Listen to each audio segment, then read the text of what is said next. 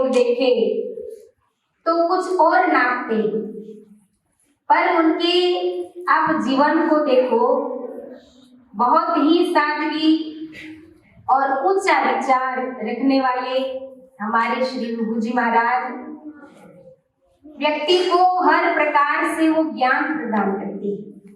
कैसे जीना चाहिए, घर परिवार में कैसे रहना है, व्यवहारिक ज्ञान भी इतना देते हैं, और अध्यात्म में भी हम किस तरह आगे बढ़ सकते हैं, ये भरपूर ज्ञान हमें श्री विभू जी महाराज देते हैं।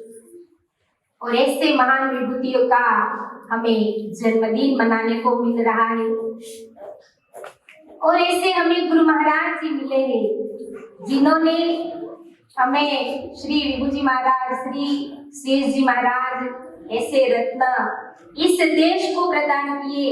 हम सब भक्तों को इतना प्रेम देते हैं, इतना ज्ञान, इतना सत्संग सुनाते हैं।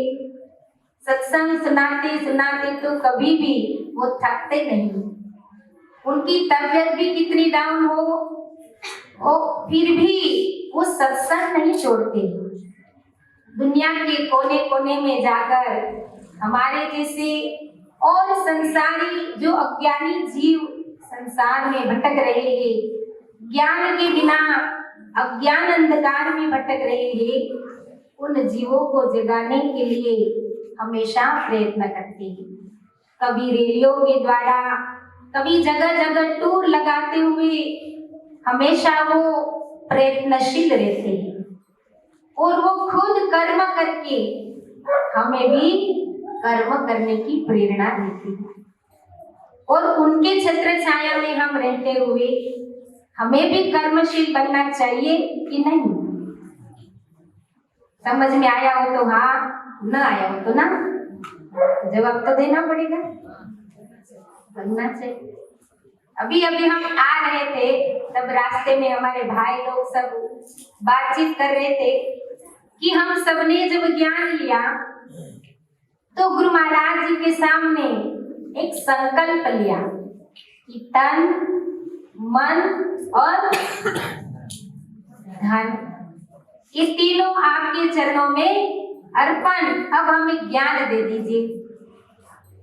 ये संकल्प तो सबने किया, पर तन के लिए बोले तो कभी कभी आ जाते हैं सत्संग में, और मन तो जब सत्संग सुनेंगे तो लग ही जाएगा, पर धन की बात आती है तो थोड़े थोड़े पीछे हटने लगते। ऐसा क्यों होता है? हमारे भाई ने प्रश्न किया। हमने कहा भाई, हमारा संकल्प बहुत छोटा है। अगर संकल्प वज्र जैसा हो, हमारा संकल्प दृढ़ हो, क्योंकि हमने कोई ऐसे वैसे नहीं, तो कोर्ट में जाते हैं तो गीता के ऊपर हाथ रखवाते, जो भगवत गीता हमारे देश का बहुत ही पवित्र ग्रंथ है, उसके ऊपर हाथ रखवाते हैं और सौगंध लेते हैं कि मैं जो कुछ बोलूंगा वो सत्य कहूंगा और सत्य के अलावा कुछ नहीं कहूंगा। तो वैसे वो तो एक ग्रंथ है, पर हमने तो साकार महापुरुष के सामने संकल्प लिया कि तन, मन, धन सब आपका, ये भी एक संकल्प है, और इसके ऊपर हमें खरा उतरना है, तो इसको हमें दृढ़ करना है। इस संकल्प को कैसे दृढ़ करें, वो भी तो हमें गुरु महाराज जी, गुरु माता जी, हमें श्री श्रद्धेव जी महाराज हमेशा सिखाते हैं। एक छोटा सा एग्जाम्पल आता है कि एक बार समुद्र किनारे किसी पंछी ने अपने अंडे रखे, तो समुद्र की लहरें उठ रही थी, उस लहरों में वो समुद्र के अंडे बह के चले गए। तो जो पक्षी का जोड़ा था वो बहुत क्रोधित हो गए कि अरे ये समुद्र की इतनी जो है ना समझी है, इतनी औकात कि वो हमारे अंडे लेकर चला गया, उसका क्या हक है। बहुत क्रोधित हुए दोनों, और दोनों ने संकल्प लिया कि इस समुद्र को हम सुखा देंगे। बताओ हंसी आती कि नहीं? कहा वो छोटे से पंछी और संकल्प क्या लिया? समुद्र को सुखा देंगे। और केवल संकल्प नहीं लिया पर कर्म में भी जुड़ गए। अपनी चोंच में पानी लेते और किनारे से थोड़ा और दूर जाकर वहां डाल देते, फिर जाके समुद्र से चोंच में पानी भरते, फिर जाके दूसरी तरफ डालते। तो कुछ और उनके समाज के पंछी आ गए। कहा भाई क्या कर रहे हो? कहा ये समुद्र ने मेरे अंडे छीन लिए, इसीलिए इसको मैं सुखा दूंगा। कहा भाई ये तो कोई आसान काम नहीं है। कहा तुमको हेल्प करना है तो करो, नहीं तो ऐसी नेगेटिव बात मत करो। तो उसको लगा भाई इसका संकल्प इतना दृढ़ है, इतना पॉजिटिव थिंकिंग है, तो हमें भी हेल्प करना चाहिए। तो वो और पंछियों को बुला कर आया, चलो चलो अपने समाज के ऊपर आपदा पड़ी है और सब चलो हमें उन पंछी की हेल्प करना है। और सारे पंछी आ गए और दूसरे जानवरों ने भी देखा। उन लोगों ने भी सोचा कि अरे ये सब कर्म कर रहे, हम क्यों खाली तो बैठे, चलो हम भी थोड़ी मदद करा देते। इतनी भीड़ हो गई तो वहां से नारद जी निकले। नारद जी ने देखा कि भाई इतनी बड़ी भीड़ हो गई, ये सब क्या कर रहे हैं? क्या कर रहे थे? आप जागृत रहना भाई, भले ही पंखा नहीं लगा पर बड़ा ठंडा लग रहा है। तो वो नारद जी को पता चला कि ये सब समुद्र सुखा रहे हैं, उसका रीजन जाना पता चला। तो वो भगवान विष्णु के पास गए और कहा कि प्रभु सारे पंछी सारे जीव समुद्र को सुखाने में लगे। कहा क्या बात है, ऐसा क्यों? तो कहा कि वो समुद्र के जो पंछी के अंडे थे वो समुद्र ले गया और उसके कारण सभी जीवों ने ये संकल्प किया कि उस समुद्र को सुखा देंगे पर हमारे अंडे वापस लेकर रहेंगे। तो भगवान विष्णु ने अपने गरुड़ जी को भेजा कि तुम भी जाओ और समुद्र को वार्निंग दे दो कि इसके अंडे वापस दे दो, नहीं तो भगवान के क्रोध से तुम भी बचोगे नहीं। और गरुड़ जी आए और पुकार की समुद्र को और समुद्री डरता डरता कांपता हुआ आया। कहा कि क्षमा करो, मैं इसके अंडे वापस कर देता हूँ पर आप मुझको हानि पहुंचाना नहीं। तो देखो समुद्र ने उस पंछी के अंडे वापस कर दिए। एक छोटे से जीव का एक संकल्प था तो उसको पूरा करने के लिए स्वयं भगवान भी जुड़ गए।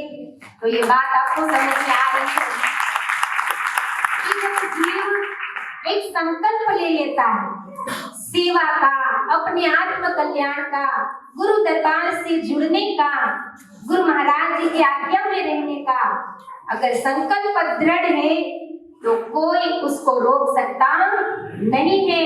हमारा तन छोटा हो सकता है, हम धन से गरीब हो सकते हैं, पर मन हमेशा अमीर रखिए, मन हमेशा बड़ा रखिए। हमारा मन बड़ा होगा, हमारा दिल बड़ा होगा तो देने वाले वही बैठे। हमारा जो भी चाहे सांसारिक संकल्प हो चाहे आध्यात्मिक हो, संकल्प वो सब पूरा करते हैं। जाकी रही भावना जैसी प्रभु मूरत देखी तीन ऐसी, जिसकी जैसी भावना रहती है प्रभु का दर्शन वो वैसा ही पाता है। और जो इच्छा राखी मन माही हरि कृपा कछु दुर्लभ नहीं। मन के अंदर जो इच्छा है वो भगवान जरूर पूरी करते हैं, पर ये हमें सोचना है कि इच्छा रखनी कैसी है। सांसारिक इच्छा रखेंगे गुरु महाराज जी दे देंगे, एक बेटे की इच्छा रखेंगे चलो बेटा भी दे देगा, पर बहुत मिन्नतों से जो मांगा जाता है ना वो दुख भी बहुत देता है। देख लेना, आपके अनुभव होंगे। जिसने बहुत मिन्नत से संतान मांगी होती है वो संतान दुख भी बहुत देती है। और मांगना ही है तो गुरु महाराज से ज्ञान मांगिए, भक्ति मांगिए, उनके चरणों की सेवा मांगिए। हे प्रभु आप जब जब इस धरा पर आओ तो हम भक्तों को अपने साथ में ही लाओ। कोई भक्त कभी मोक्ष भी नहीं मांगता है। क्यों नहीं मांगता? क्योंकि देवताओं को देव शरीर मिल गया, पर उनके मन में इच्छा हुई कि हमें प्रभु की सेवा करनी है, पर वो तो एक मनुष्य ही कर सकता है। तो जब त्रेतायुग में प्रभु श्री राम जी संसार में आने वाले थे, मनुष्य शरीर धारण करके आने वाले थे, तो ब्रह्मा जी ने कहा कि हे देवो, अगर आप प्रभु की सेवा करना चाहते हो तो जाओ मृत्यु लोक में और वहां शरीर धारण करके आप अभी से वहां तैयार हो जाओ सेवा करने के लिए। तो वही सारे देवता, कोई वानर बने, कोई भालू बने, और इस तरह शरीर धारण करके संसार में आए। मनुष्य शरीर नहीं तो वो भी शरीर में वानर और भालू के शरीर में आकर उन्होंने सेवा की। तो हम सब तो देवताओं से भी भाग्यशाली हैं। हम सबको तो भगवान ने मानव जीवन दिया है, और भाग्यशाली है कि ऐसे साकार महान पुरुष मिले हैं, उनके चरणों का सानिध्य मिला है, उनकी छत्र छाया मिली है।